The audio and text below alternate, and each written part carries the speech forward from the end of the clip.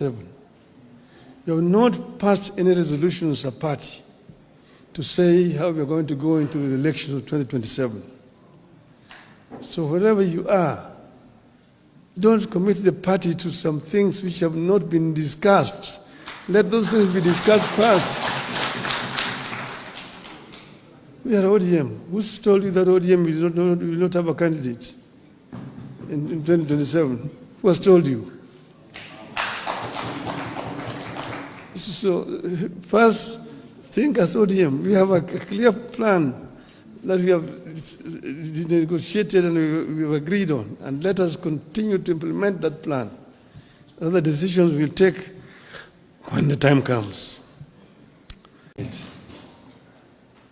And I've said, as has been said by Dr.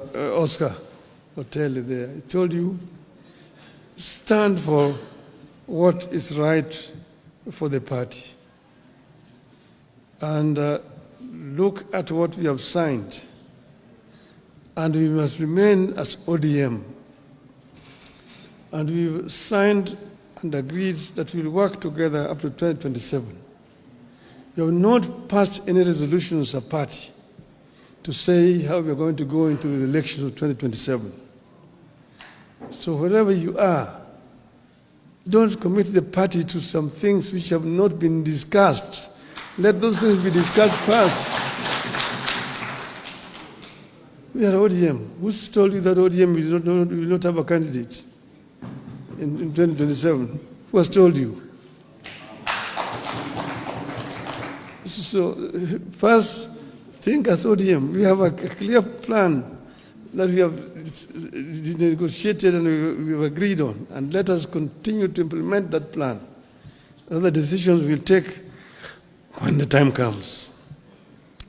Finally, first, I want to thank Mbadi for bringing out some of the issues. Like he talked about selling some assets. Kenya Pipeline Corporation. The pipeline is underground from Mombasa through here. Even if you sell it, where is somebody taking it to? It remains very much an asset of Kenya. It is just there on the ground. So somebody want to buy it, buy it. That is what Margaret Thatcher told Britons when the Arabs were coming with petrodollars to buy historical buildings in the UK. She said, even if they buy Buckingham Palace, where are they going to take it? It remains here. Your asset. It's an idle asset. Sell it so that we get money instead of going to borrow. Make money to invest instead of going to borrow here. I want to sell the shares of Safaricom. Why not? Why don't you sell the shares of Safaricom? It just remains here in the country. This is what my friend, the Indian Prime Minister, Mr. Narendra Modi, has done in India. When he invited me to go to Gujarat as chief minister then, I went as a chief guest in what is called the Vibrant Gujarat. And there were many people who had been invited from outside India.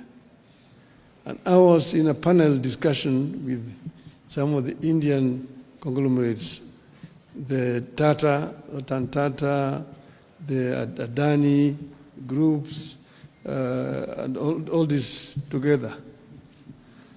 And we saw how many deals were being signed, people coming to invest in Gujarat. State of Gujarat is one of the states of India. The economy of Gujarat was growing at the rate of 13% per annum, compared to 5-6% of other states. Gujarat, the population of Gujarat is 60 million people, bigger than Kenya. So I asked Modi, how did you manage to achieve this? He went into his bookshelf and brought me a piece of legislation. He said, this is the secret. This was a PPP law of Gujarat, which He said, make it simple like this. It will attract people to come and invest in your country. Armed with that legislation, I came here and I presented it to the cabinet. And I told him what I saw in Gujarat is something astonishing. We approved the memo in the cabinet. It was then given to then Minister for Finance, who was acting, Mr. Michuki, to go and prepare a cabinet memo. When he took it to the mandarins in the treasury, they manipulated it, changed so many things. By the time they brought it back to the cabinet, it was a different document. I told him, who will come, who will want to risk his capital with these kind of things you put in this law? It was passed and brought to Parliament, passed, no investors came, because there were so many restrictions and private capital is risk shy. But when I was there, they took me. They took us. I was in that delegation as a prime minister. I'd gone with the current prime cabinet minister, Mr. Mudavadi. We were with President Ruto at that time, with Chris Obure, who was a minister for Public Works. I was a big delegation. We were taken to a place called Mundra, a port, where they had built, Modi had given just land to Adanis, 5,000 hectares of land, marshland near the sea. They drained that land and built a port. So they were using that port to import coal from Indonesia. And they put up a power plant, 4,600 megawatts of power. Then the Tata group followed suit and also built a similar plant, 4,600 megawatts there. So a total of 9,600 megawatts was being generated from that port alone. Our total generation capacity in this country today is not even 3,000.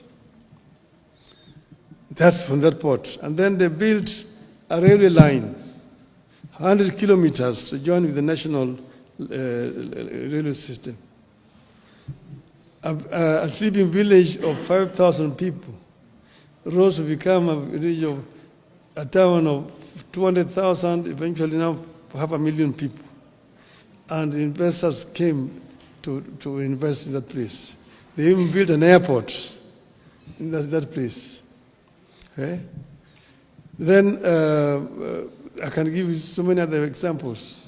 So you find the same people, Adani, are given them Bombay. Bombay airport used to be so dilapidated, fly infested and so on.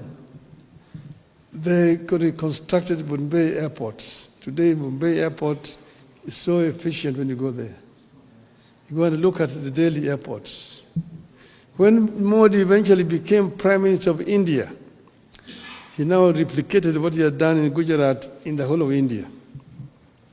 Within the time that he has been the Prime Minister for 10 years, they have constructed 130,000 kilometers of railway line through PPP. They have, in almost every state in India has got 2 international airports in India. All this being done through PPPs. And that's why when Adani came here to want to do this airport, and too much noise was being made in Parliament for no reason at all, and they pulled out. The Red Airport is just like here, it is. It's just as it is. They are not taking it away. They are bringing their money to do it. They are bringing their money to do it. And they will charge for over 30 years so that they don't charge so highly. That's what would have happened. Now, a similar arrangement is happening in Kigali. So the Qataris are building Kigali International Airport in the same terms like Adani wanted to do here. So Kigali is going to be the hub in this region, not Nairobi, because of noise being made by other parties which were also interested in doing what Adani was supposed to do and paying people down under the table to make noise every day in the newspapers. Shame on them. Shame on them. We need to wake up as a country, because if we don't wake up, we're going to continue to sleep. There are many opportunities that are available for us as a country. We as ODM must remain ODM and remain focused, because the country needs